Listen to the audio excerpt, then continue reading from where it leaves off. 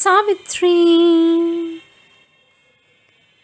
Book 3, The Book of the Divine Mother, Canto 3, The House of the Spirit and the New Creation, page 317.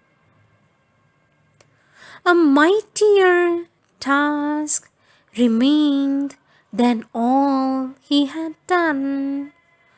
To that he turned from which all being comes, a sign attending from the secrecy, which knows the truth ungrasped behind our thoughts and guards the world with its all-seeing gaze.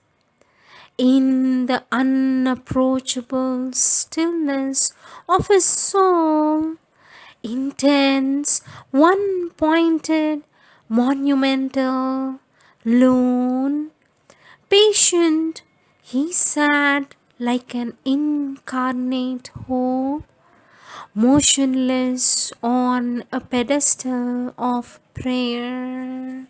A strength he sought that was not yet on earth, help from a power too great for mortal will, the light of a truth now only seen afar, a sanction from his high omnipotent source.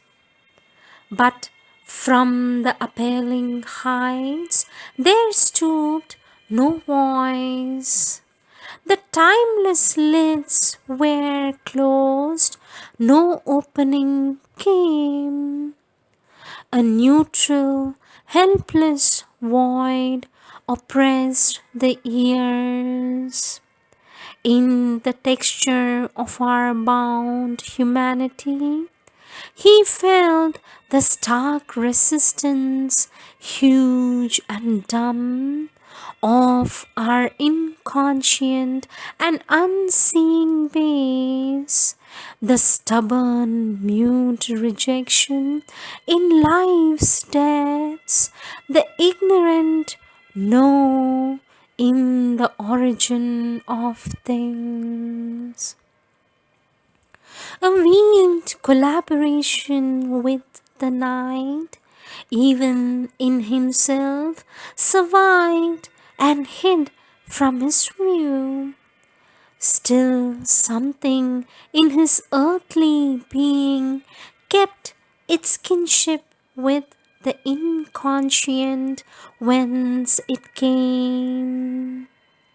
A shadowy unity with a vanished past, treasured in an old world frame, was lurking there. Secret, unnoted by the illumined mind, and in subconscious whispers and in dream, still murmured at the mind's and spirit's choice. Its treacherous elements spread like slippery grains, hoping the incoming truth might stumble and fall, and old ideal voices wandering moaned and pleaded for a heavenly leniency to the gracious imperfections of our earth and the sweet weaknesses of our mortal state. This now he will to discover and exile the element in him betraying God. All nature's recondite spaces were stripped bare, All her dim crypts and corners surged with fire, where refugee instincts and unshaped revolts could shelter, find in darkness sanctuary against the white purity of heaven's cleansing flame. All seemed to have perished that was undivine. Yet some minutest dissident might escape, and still a center lurk of the blind force. For the inconscient too is infinite. The more its abysses we insist to sound, the more it stretches endlessly. Then, lest a human cry should spoil the truth, he tore desire up from its bleeding roots and offered to the gods the vacant place. Thus could he bear the touch immaculate. A last and mightiest transformation came.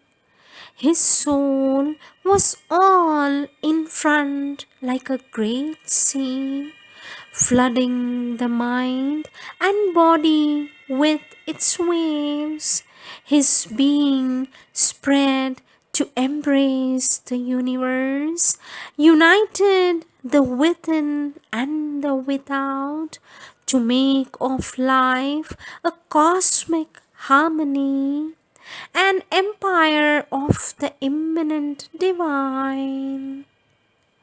In this tremendous universality, not only his soul nature and mind sense included every soul and mind in his, but even the life of flesh and nerve was changed and grew one flesh and nerve with all that lives.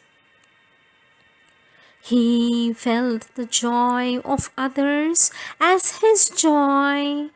He bore the grief of others as his grief.